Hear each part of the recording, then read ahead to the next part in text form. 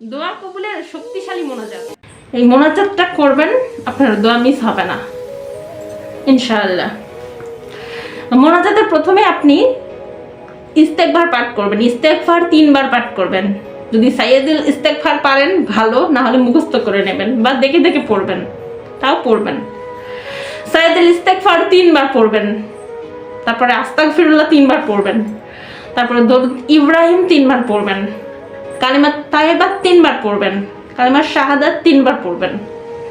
এগুলো সিরিয়াল একটার পর একটা পড়বেন। তারপরে সূরা ফাতিহা পড়বেন একবার সূরা ফাতিহা পড়বেন ওয়ালা দলিন পর্যন্ত বিসমিল্লাহ সহকারে, কিন্তু আমিন বলবেন না।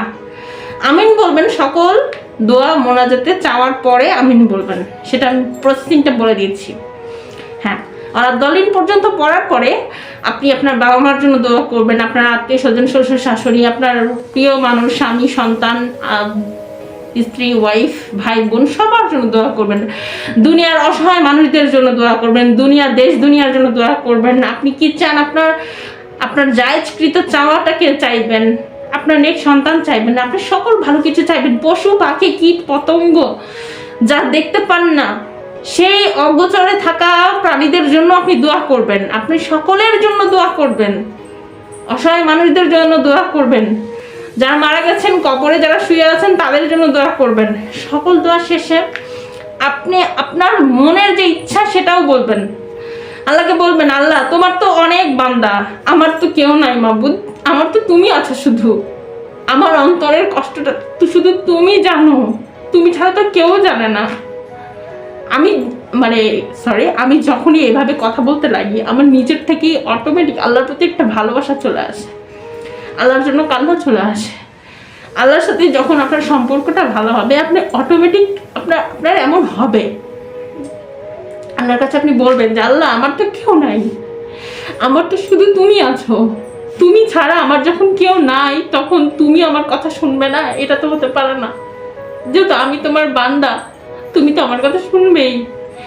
ইয়া জাল জালালি ওয়াল ইকরাম, তুমি আমার কথা শোনো মাবুদ।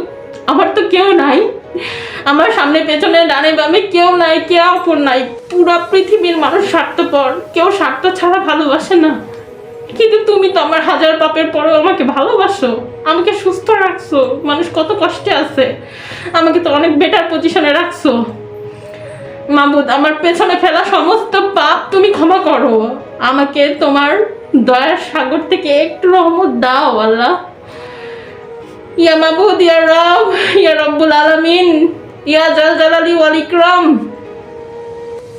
আল্লাহর সমস্ত ভালো ভালো নাম, আল্লাহ 99টা নামের মধ্যে আপনি যেগুলো পারেন সেগুলো বলবেন। লা হাওলা ওয়ালা কুওয়াতা ইল্লা বিল্লাহিল আলিয়্যিল আযীম, এটাও বলবেন, এটা 3 বার বলবেন। এভাবে বলে আল্লাহর কাছে চাইবেন, মন থেকে অন্তর থেকে কান্না করবেন।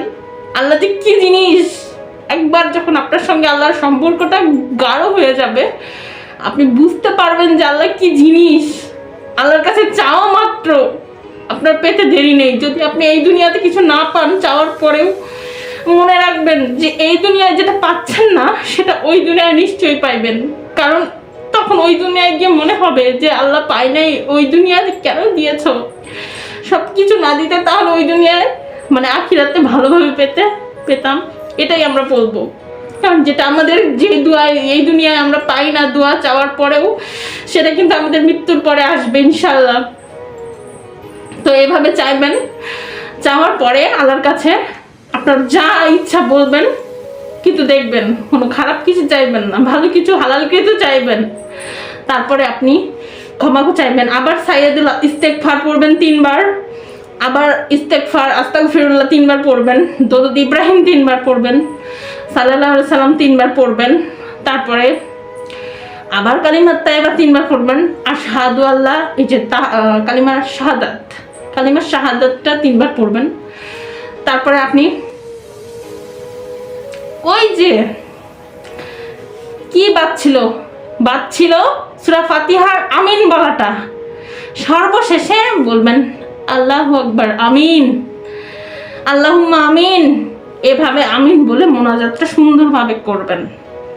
সুন্দরভাবে করবেন। এবং যদি আপনি এটা সেজদায় যা করতে যান, সেজদায় এতক্ষণ করতে গেলে লং লাস্টিং আপনি এতক্ষণ সেজদায় স্থির থাকতে পারবেন না, মানে আপনার শরীরে একটু অস্বস্তি লাগতে পারে। যদি কেউ সেজদায় গিয়ে এটা করতে পারেন ভালো করবেন, কিন্তু সবাই পারে না, কারণ হেলদি শরীরে সেজদায় এতক্ষণ থাকাটা একটু সমস্যা হয়ে যায়।